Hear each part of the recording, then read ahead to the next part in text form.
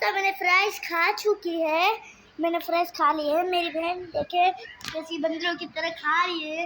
देखे आप मेरी बहन को कैसी बंदरों की तरह खा रही है और सड़ा सड़ा मुँह भी बनाती रहती है।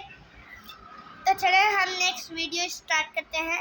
ये हमारी वीडियो थोड़ी सी बनेगी क्योंकि कल हम बहुत बड़ी वीडियो बनाएंगे। ओके, तो हम ये वीडियो बनाना शुरू करते हैं। चले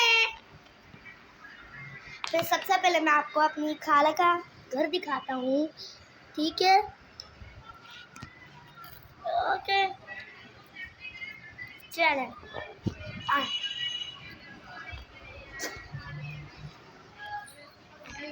देखिए मेरी खाला है,